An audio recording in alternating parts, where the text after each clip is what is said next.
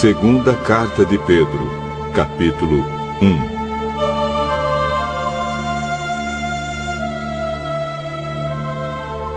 Eu, Simão Pedro, servo e apóstolo de Jesus Cristo, escrevo esta carta a vocês que, por causa da bondade do nosso Deus e Salvador Jesus Cristo, receberam uma fé tão preciosa como a nossa. Que a graça e a paz estejam com vocês e aumentem cada vez mais, por meio do conhecimento que vocês têm de Deus e de Jesus, o nosso Senhor. O poder de Deus nos tem dado tudo o que precisamos para viver uma vida que agrada a Ele, por meio do conhecimento que temos daquele que nos chamou para tomar parte na sua própria glória e bondade. Desse modo, Ele nos tem dado os maravilhosos e preciosos dons que prometeu. Ele fez isso para que, por meio desses dons, nós escapássemos da imoralidade que os maus desejos trouxeram a este mundo e pudéssemos tomar parte na sua natureza divina. Por isso mesmo, façam todo o possível para juntar a bondade e a fé que vocês têm. À bondade, juntem o conhecimento, e ao conhecimento, o domínio próprio. Ao domínio próprio, juntem a perseverança, e à perseverança, a devoção a Deus. A essa devoção, juntem a amizade cristã, e à amizade cristã, juntem o amor. Pois são essas as qualidades que vocês precisam ter. Se vocês as tiverem e fizerem com que elas aumentem, serão cada vez mais ativos e produzirão muita coisa boa, como resultado do conhecimento que vocês têm do nosso Senhor Jesus Cristo. Mas quem não tem essas coisas é como um cego, ou como alguém que enxerga pouco, e que esqueceu que foi purificado dos seus pecados passados. Portanto, meus irmãos, procurem ficar cada vez mais firmes na certeza de que Deus os chamou e escolheu.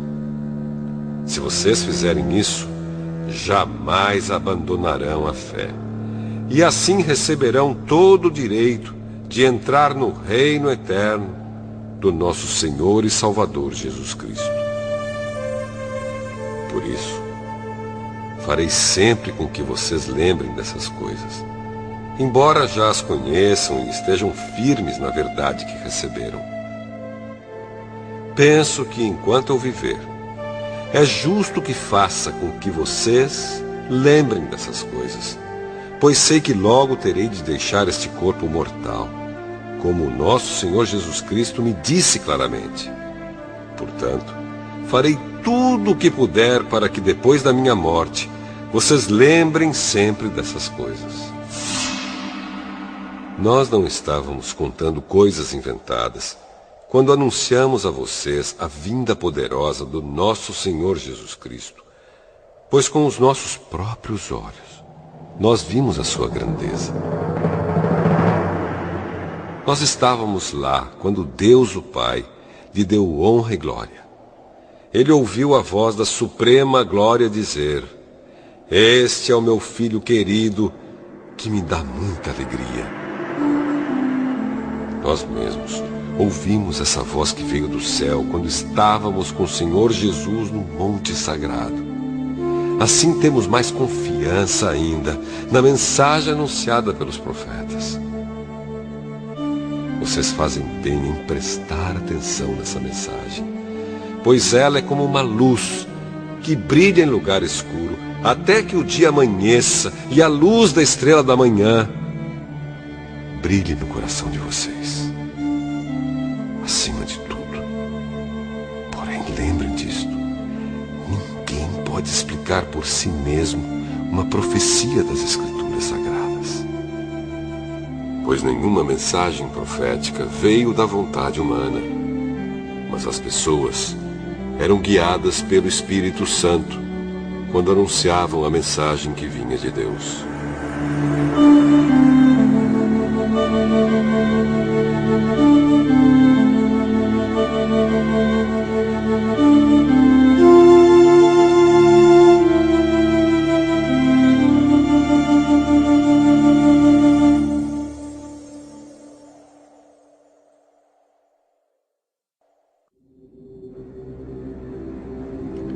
Segunda Carta de Pedro, capítulo 2. No passado, apareceram falsos profetas no meio do povo. E assim também vão aparecer falsos mestres entre vocês. Eles ensinarão doutrinas destruidoras e falsas, e rejeitarão o mestre que os salvou. E isso fará com que caia sobre eles uma rápida destruição. Mesmo assim, muita gente vai imitar a vida imoral deles. E por causa desses falsos mestres, muitas pessoas vão falar mal do caminho da verdade. Em sua ambição pelo dinheiro, esses falsos mestres vão explorar vocês, contando histórias inventadas. Mas faz muito tempo que o juiz está alerta e o destruidor deles está bem acordado. Pois Deus não deixou escapar os anjos que pecaram, mas os jogou no inferno e os deixou presos com correntes na escuridão, esperando o dia do julgamento. Deus não deixou escapar o mundo antigo, mas trouxe o dilúvio sobre o mundo dos que não queriam saber de Deus. A única pessoa que ele salvou foi Noé, que anunciou que todos deviam obedecer a Deus. E Deus também salvou mais outras 7 pessoas. Deus condenou as cidades de Sodoma e Gomorra, destruindo-as com fogo, como exemplo do que vai acontecer com os que não querem saber dele. Ele salvou Ló, um homem bom, que estava aflito porque conhecia a vida daquela gente imoral. Todos os dias esse homem bom, que vivia entre eles, ficava muito agoniado ao ver e ouvir as coisas más que aquela gente fazia. Tudo isso nos mostra que o Senhor sabe como livrar das aflições as pessoas dedicadas a Ele. E também sabe como guardar os maus debaixo de castigo para o dia do julgamento. Ele castigará especialmente os que seguem os seus próprios desejos imorais e desprezam a autoridade dele. Esses falsos mestres são atrevidos e orgulhosos. Eles não têm nenhum respeito pelos gloriosos seres celestiais e os insultam. Ora, até mesmo os anjos, sendo muito mais fortes e poderosos do que esses falsos mestres, não os acusam com insultos na presença do Senhor. Mas esses homens agem por instinto, como os animais selvagens que nascem para serem caçados e mortos. Eles xingam aquilo que não entendem.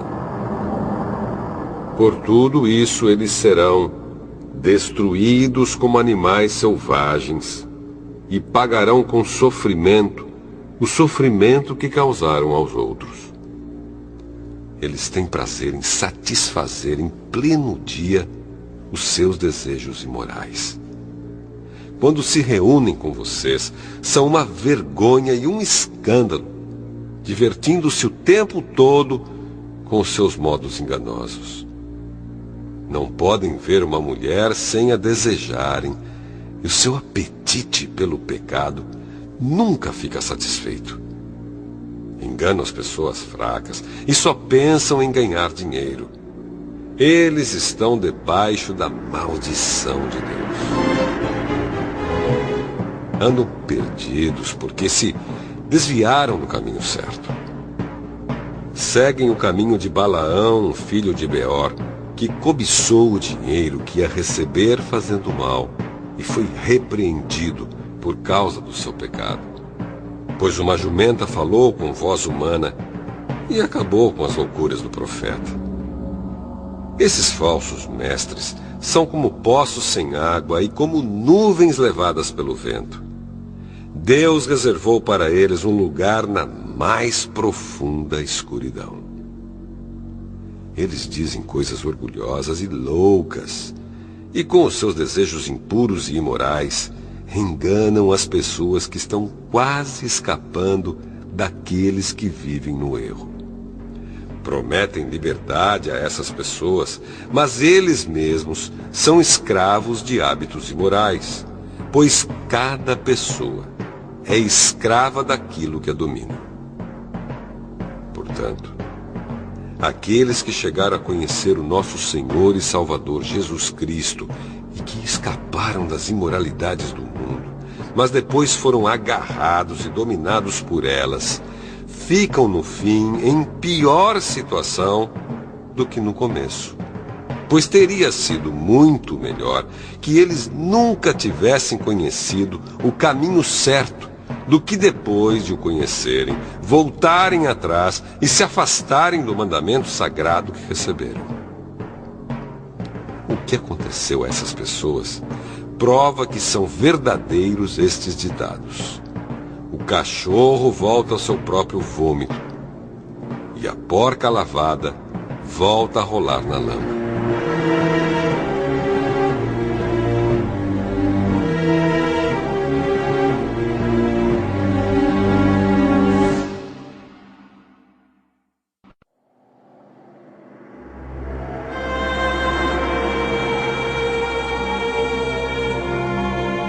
Segunda carta de Pedro, capítulo 3.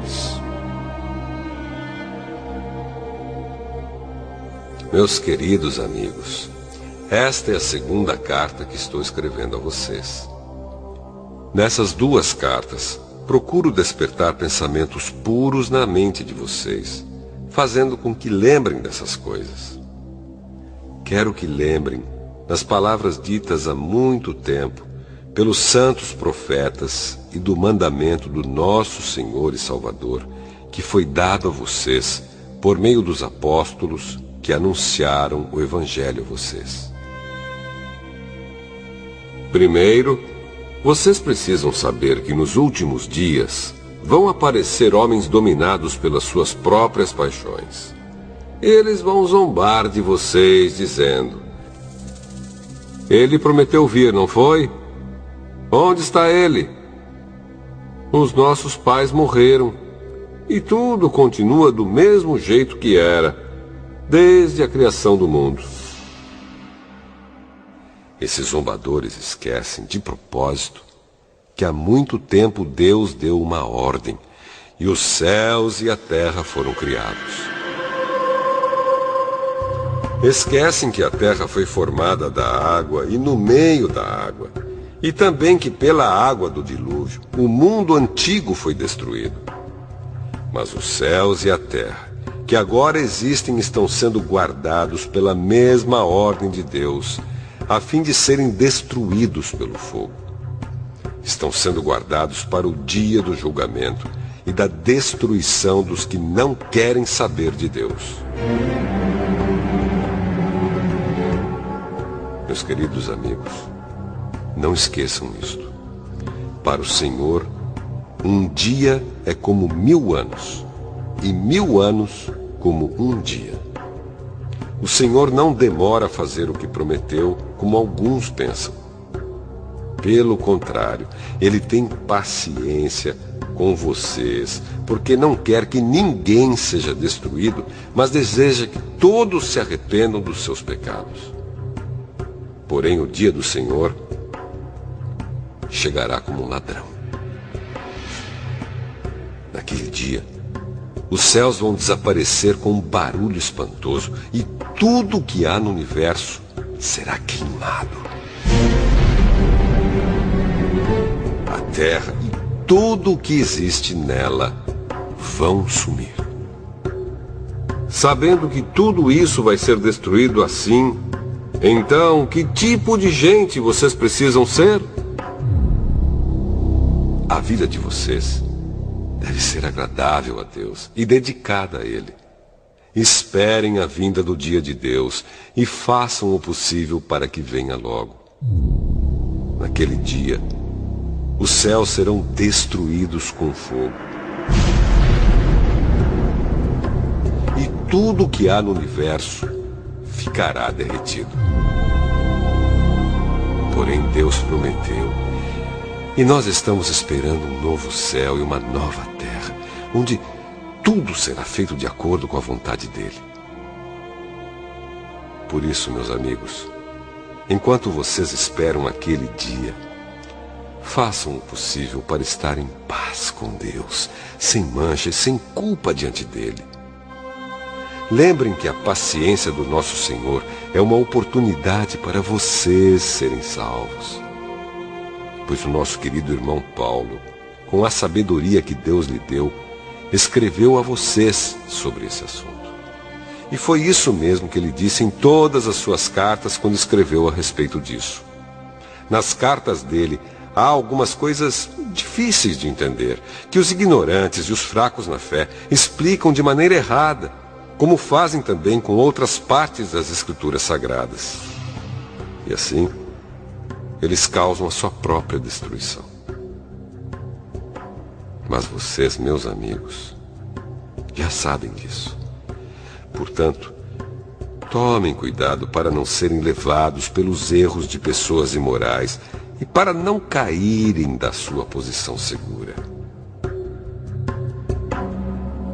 Porém, continuem a crescer na graça e no conhecimento do nosso Senhor e Salvador Jesus Cristo. Glória a Ele, agora e para sempre. Amém.